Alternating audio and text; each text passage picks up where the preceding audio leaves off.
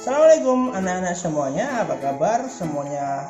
Semoga dalam keadaan sehat-sehat selalu. Sebelum kita masuk ke video pembelajaran kita, mari bersama-sama kita selalu senantiasa bersyukur kepada Allah Subhanahu wa taala. Alhamdulillahirabbil alamin, karena dengan kita bersyukur insya Allah nikmat kita akan ditambahkan. Oke, seperti janji Bapak kemarin bahwa Bapak akan membuat video tentang dua metode ya. Ada metode yang pertama adalah metode pour plate, yang kedua adalah metode strict plate, di mana dua metode ini adalah metode yang digunakan untuk proses perkembangbiakan atau pembudidayaan atau kultur bakteri. Nah, di sini Bapak sudah punya Cimory yang sebagai contoh kita kemarin, ada Cimory dan ada Yakult. Kebetulan Bapak dapatnya Cimory nih guys. Jadi di dalam Cimory ini kalau kalian baca sebenarnya ada dua macam bakterinya, ada Streptococcus thermophilus dan ada Lactobacillus guys, ada dua macam gitu. Kalau di Yakult cuma ada satu macam aja. Nah, kemarin yang kalian sudah Bapak tanya ya, bisa nggak sih dari bakteri di dalam Cimory atau Yakult itu kita budidayakan sendiri, kita pelihara sendiri? Jawabannya adalah bisa. Nah, kita akan melakukan demonstrasi ya. Jadi kita nggak benar-benar praktek, kita cuma demonstrasi aja. Karena kalau kita mau praktek yang beneran itu harus di lab, nggak di rumah Pak Adit kayak gini. Dan pakaian yang dikenakan juga harus pakai jas lab, pakai standar yang baku sesuai dengan SOP pelaksanaan praktikum mikrobiologi. Jadi kita sudah belajar bagian dari mikrobiologi guys ini gitu. Nah, langsung aja sebelum kita mulai, jadi sini Bapak punya beberapa alat-alat dan bahan-bahan yang akan digunakan. Ya. Dari alatnya dulu aja ya. Oke, di sini alat yang pertama Bapak punya yang namanya cawan Petri. Kalau kalian sudah pernah di SMP dulu, ini namanya adalah cawan Petri atau Petri dish. Isinya pasangan gini ya, yang saling bisa nutup. Gitu. Nah, ini apa Pak? Yang buntelan ini Pak. Nah, si cawan Petri ini dalamnya cawan Petri juga guys, gini. Nah, kenapa dibungkus Pak? Jadi ketika kita melakukan praktikum ini nanti kan diisi oleh bakteri, itu akan kita simpan. Nah, proses penyimpanannya ada yang disimpan di inkubator misalnya. Jadi di inkubator itu punya suhu yang spesifik dan tatakannya atau tempat meletakkannya itu bawahnya itu terbuatnya dari besi guys. Jadi kalau kita langsung gini nanti akan overheat, bakterinya bisa suhunya malah jatuhnya nggak ideal gitu. Makanya diakali dengan dibungkus kertas semacam ini gitu. Itu untuk cawan Petri. Yang kedua, ini Bapak punya yang namanya segitiga perata. Jadi fungsinya untuk apa?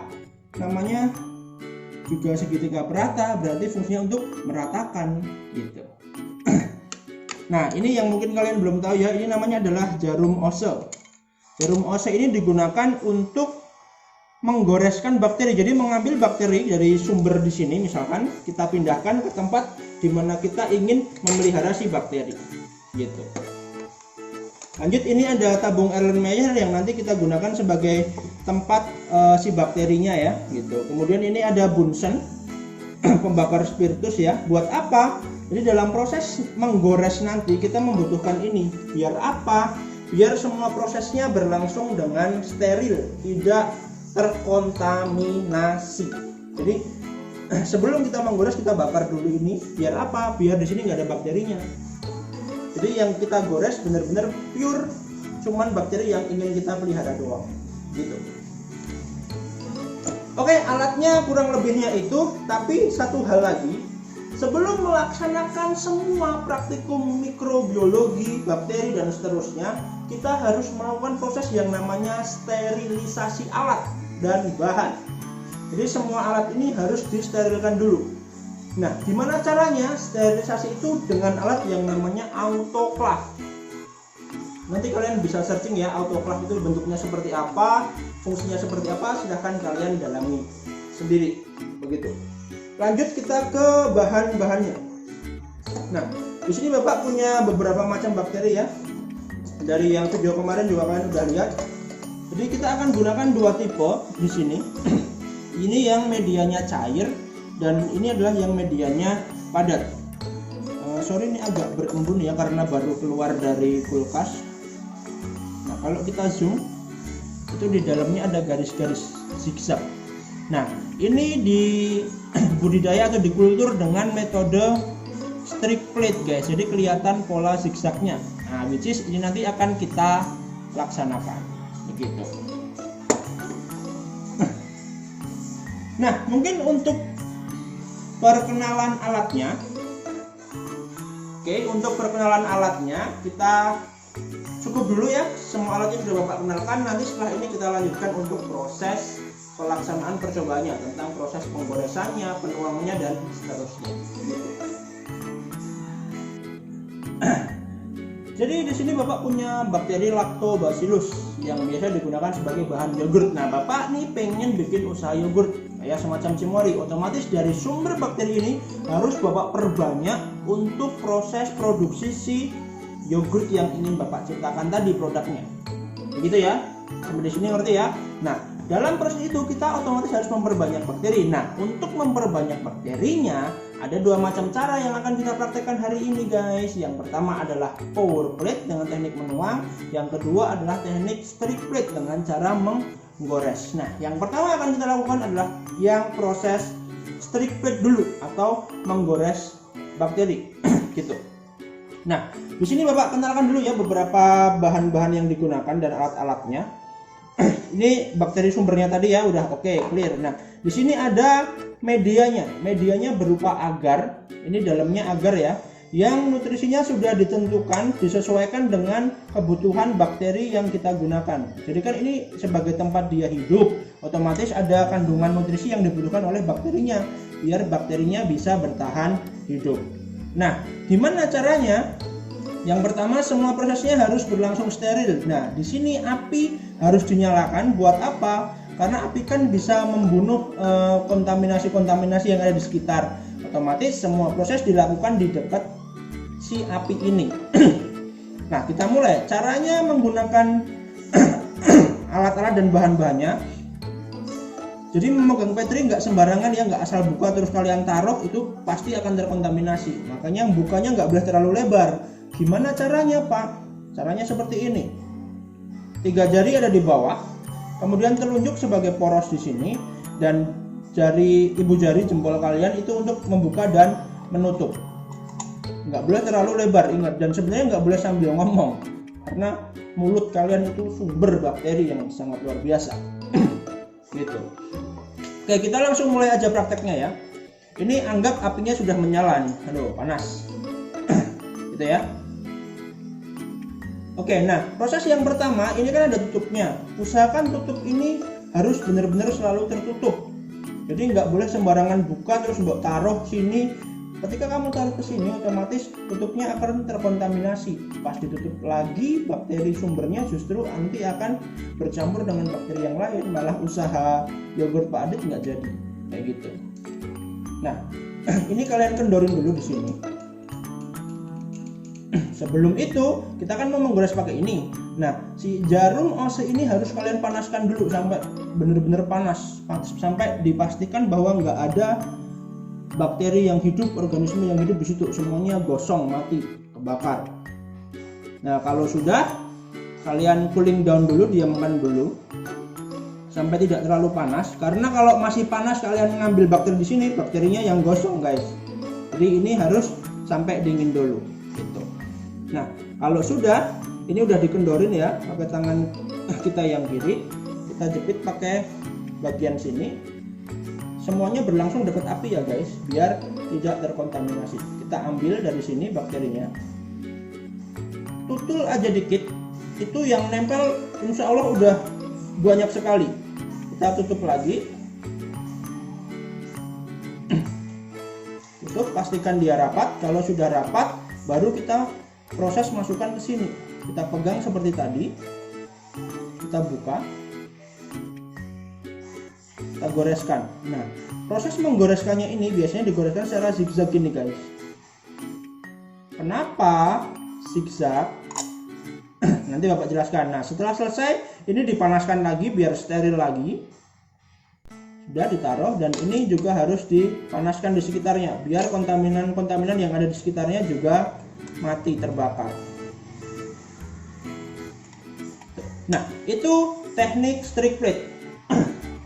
Nah, kenapa tadi harus kita gores zigzag guys? Jadi ketika kalian mencocol si jarum oso ke bakteri sumber ini, yang nempel itu udah banyak banget di ujungnya ini.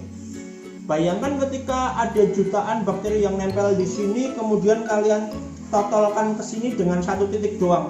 Betul, apa yang terjadi? Ya, pasti bakteri akan ngumpul di situ. Bahasa Inggrisnya jemblok gitu ya di situ. Nah, kita menghindari hal yang kayak gitu karena kan kita pengen membudidayakan biar jadi banyak. Nah, akan lebih mudah ketika itu digores. Jadi bakterinya bisa nyebar semacam itu. Itulah kenapa dia digunakan atau digoreskan dengan cara zigzag. Nah, Bapak kira untuk teknik yang strict plate itu seperti itu caranya, guys.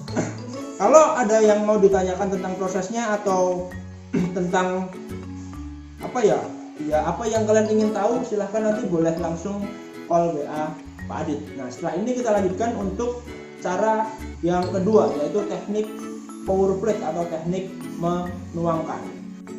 Oke, kita masuk ke yang kedua, yaitu teknik pour plate. Beda dengan teknik yang pertama tadi, kalau menggores kita butuh jarum oso untuk memindahkan si bakterinya. Kalau dalam teknik pour plate kita cuma butuh buat menuangkannya saja. Jadi menuangkan dari ini bakteri sumbernya. Karena dia dituangkan, otomatis bakteri sumbernya itu yang medianya adalah cair, guys. Nah, sama yang kemarin kan ada kan yang medianya cair, ada yang padat, ada yang cair. Nah, kita gunakan untuk yang pour plate ini yang cair begitu. Nah, caranya gimana? Yuk langsung saja kita praktekkan. Jadi yang pertama semua prosesnya harus dilakukan di dekat api. Kita harus selalu menjaga kesterilan dari tempat kita melakukan pekerjaan ini. Nah, yang pertama kita buka dulu tutupnya ya.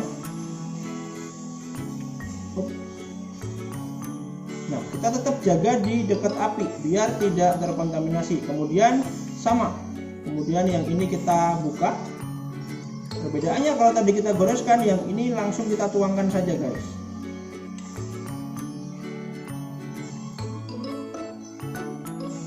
Nah, cukup. Kita tutup lagi.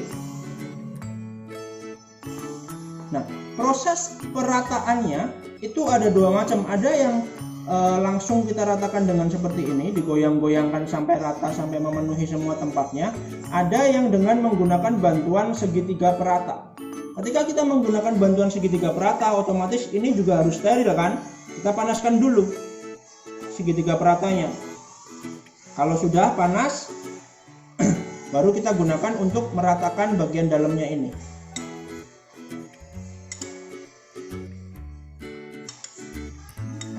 Sudah selesai, panaskan lagi, panaskan lagi, taruh. Kemudian yang ini juga. Set. Ya. Selesai.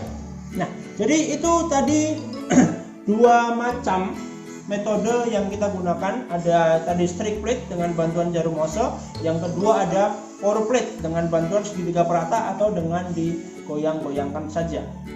Nah, catatan pentingnya dari yang teknik pour plate itu dari bakteri yang ada di dalam media ini itu bisa kita sederhanakan atau bisa kita kurangi jumlahnya, bisa kita kendalikan jumlah bakteri yang terkandung di dalam si medianya ini.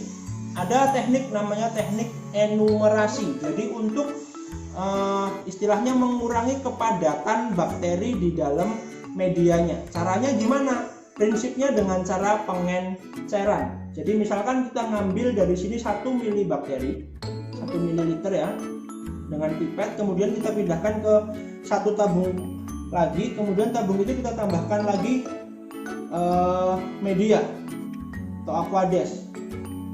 Jumlahnya 9 mili, jadi 10 mili. Jadi 1 milinya adalah bakteri, 9 milinya adalah si cairan tambahannya tadi. Otomatis jumlah dari yang tadinya ini lebih banyak, kita ambil lebih sedikit, otomatis akan berkurang 10 pangkat 1 jumlahnya. Berkurang 10 pangkat 1. Kemudian kita ambil lagi, bisa 1 mili lagi dari situ, kita tambahkan air lagi, otomatis jumlahnya akan berkurang 0,1 lagi. Paham nggak ya kalian hitungnya? Nanti kalau nggak paham bisa Bapak jelaskan dengan bentuk tulisan yang lebih nyaman buat kalian baca. Nanti Bapak lengkapi dengan gambar juga biar kalian lebih enak bacanya.